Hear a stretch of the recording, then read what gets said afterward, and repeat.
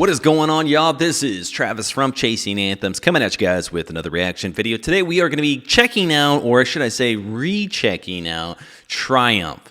Now, this came as a recommendation a few weeks ago, I believe now, after I did the Rush video, and I made several comments about what other three-piece bands are out there that are on that level or can create that sound. And so I got a variety of responses back, but Triumph was one of those. Now, the video that I did, which I'll link it above so you guys can check it out when this is done. But the previous video I did on Triumph, they actually had a fourth member, so I was actually kind of disappointed that I picked the wrong video. But with that being said, a lot of times when I'm checking out new artists, I don't always do all the background homework, and I do that intentionally.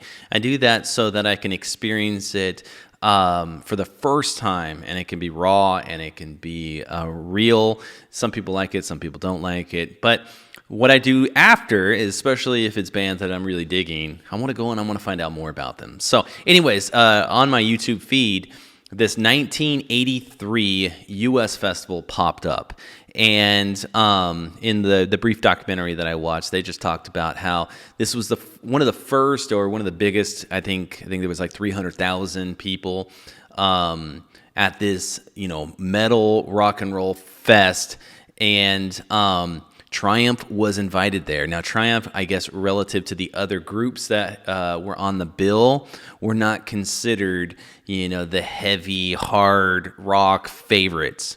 Now that I think about it, they might have said that it wasn't. There was one particular day that was dedicated to hard rock. Maybe the whole festival wasn't. But anyways, regardless, fact check me and give me the correct information. But that with all the other bands that were present that day, with Ozzy and others that have that more rock and roll hardcore vibe that people were expecting to see, Triumph came out there and just blew everybody away and really put their signature on the map.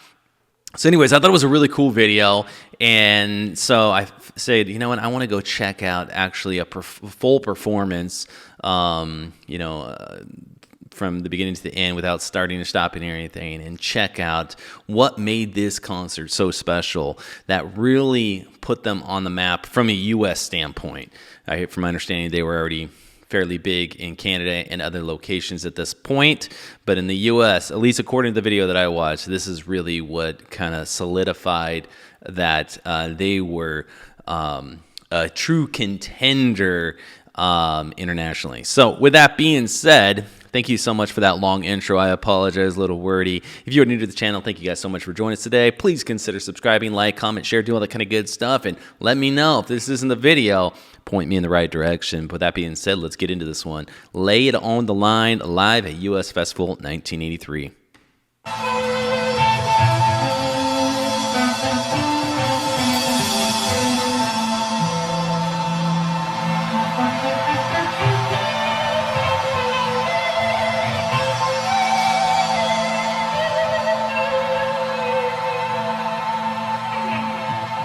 That's a lot of people.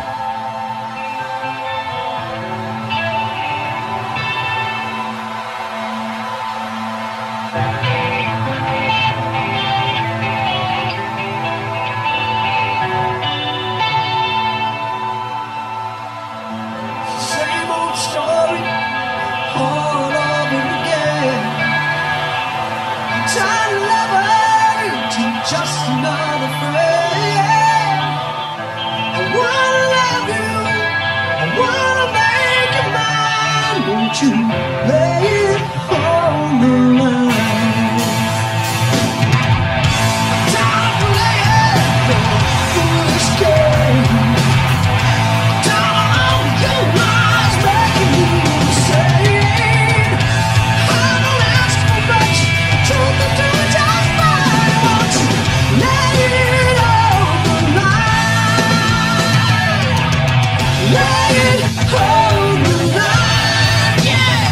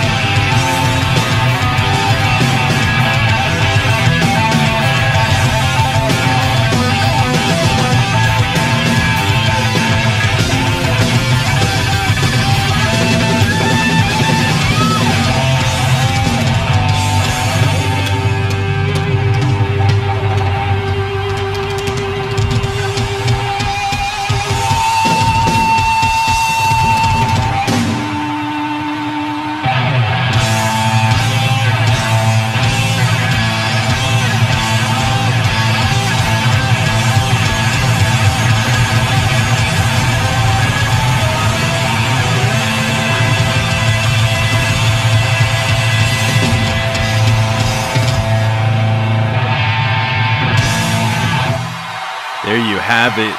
That was Triumph, Lay It on the Line, live at US Festival 1983. I would say they laid it all on the line on that particular song. That was just an amazing, close to perfection live performance of that song. With that many people, I mean, gosh, that must have been intimidating.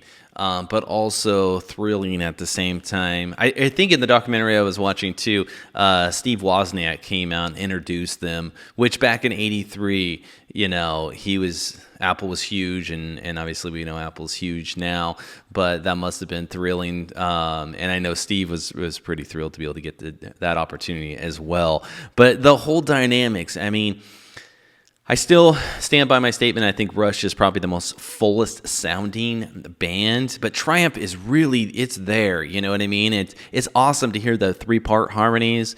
They got, the bass players playing keys as well. And there's just so many different things going. That kit that he's playing on the drum set is just phenomenal. The guitar riffs throughout, it was just so much ear candy and enjoyable moments within that song.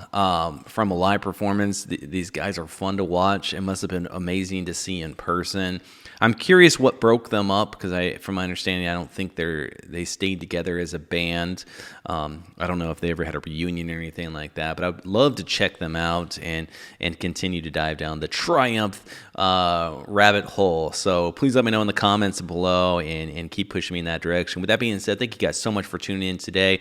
If you're new to the channel, please consider subscribing, like, comment, share, do all that good stuff. And then in the description box, we got links to our original stuff. Please check it out. Help support us. We're original artists trying to do our thing as well. And I'll tell you right now, the industry is doing nothing to help good music. All controlled by big radio and big labels. So we got to fight against them by doing things like this. With that being said, thank you so much. I'm out. I'll see you on the next one. Peace.